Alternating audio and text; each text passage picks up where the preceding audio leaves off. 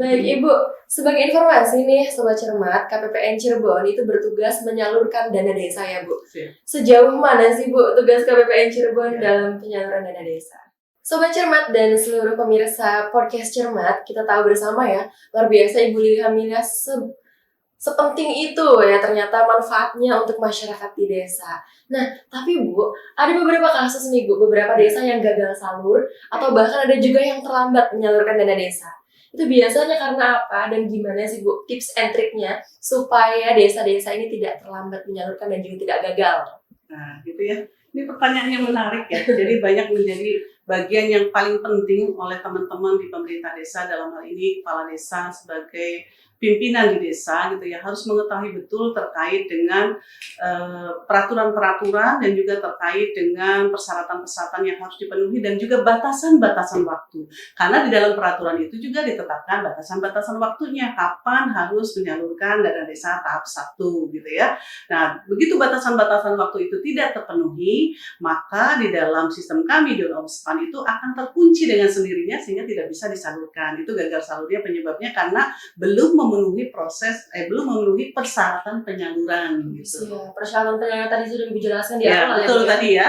Sudah kita jelaskan tadi di awal bahwa persyaratan penyaluran tahap 1 tentunya desa memiliki rekening, didaftarkan rekeningnya, dan yang paling utama adalah ada penetapan APBDes begitu. Siap. Supaya nih Bu tidak gagal salur dan juga tidak terlambat desa dalam menyalurkan dana desanya nih. Tips and triknya nih dari Ibu. Tips and triknya gitu ya. Ini sebenarnya kan hampir sama dengan pemerintah pusat. Kalau pemerintah pusat menetapkan APBN, APBN itu ditetapkan harus dengan persetujuan dari pemerintah diajukan kepada DPR gitu ya. Nah, demikian juga pemerintah daerah. Pada saat menetapkan APBD, maka pemerintah daerah menyampaikan kepada DPRD di dalam kabupaten ataupun kotanya. Nah, demikian juga untuk pemerintah desa. Pemerintah desa juga harus persetujuan BPD, Badan Permusyawaratan Desa.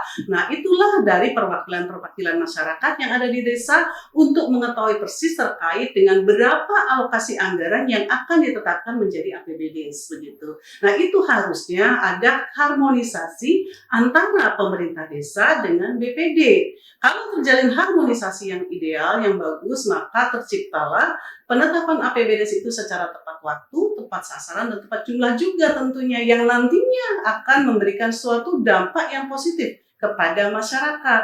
Lebih cepat menetapkan APBDes, maka penyaluran APBDes terkait dengan dana desa juga akan lebih cepat tersalurkan. Siap, ibaratnya ya Bu ya di rumah tangga nih ya Bu ya, suami istrinya harus akur.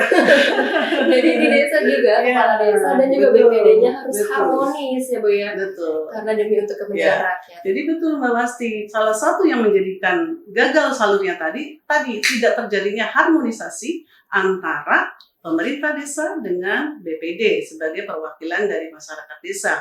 Tidak punya komitmen yang baik, padahal kalau mereka bersama-sama bersatu untuk bagaimana bisa memberikan pelayanan terbaik kepada masyarakat. Kenapa? Dengan gagal salurnya APBDes ini, maka tentunya alokasi berkaitan dengan dana desa juga tidak akan bisa dirasakan oleh masyarakat. Padahal dana desa itu dimanfaatkan, ditujukan untuk pemberdayaan masyarakat dan juga pembangunan infrastruktur desa. Luar biasa Ibu, banyak sekali pembahasan kita hari ini ya. Daging semua nih. Bu, dari semua bahasan kita tadi nih Bu, kalau misalkan pemirsa atau masyarakat luas, Sobat Cermat, ingin mengetahui lebih dalam nih Bu, lebih detail lagi, itu tertuangnya di peraturan apa sih Bu? Iya, kalau sebenarnya peraturan kalau desa itu, kalau boleh dikatakan desa itu adalah laboratorium yang paling lengkap. karena di situ banyak peraturan-peraturan yang mengatur di dalamnya. Karena pemerintah desa di bawah Kementerian Dalam Negeri, tetapi ada juga Kementerian PDTT, Kementerian Pemerintah Desa dan juga Daerah Tertinggal gitu ya. Dan juga ada Kementerian Keuangan. Dan kami sebagai perwakilan dari Kementerian Keuangan tentunya konsen terkait dengan peraturan yang mengatur tentang pengelolaan dana desa yang diatur dalam Peraturan Menteri Keuangan nomor 201/PMK.07/2022 tentang pengelolaan dana desa. Siap, itu nanti kasih link di bawah ya Bu ya? Iya, boleh deh kali Link ini. PMK nanti kita tulis di bawah ini. Baik, terima kasih banyak Ibu, tidak terasa Siap. kita sudah banyak sekali membahas mengenai penyaluran dana desa, dan tentunya Sobat Cermat, kita berikan terima kasih banyak ya, apresiasi terima kepada Ibu kasih, Tia Mbak Amelia Masti. selaku Kepala KPPN Cirebon yang sudah sharing banyak sekali pada episode perdana di podcast Cermat.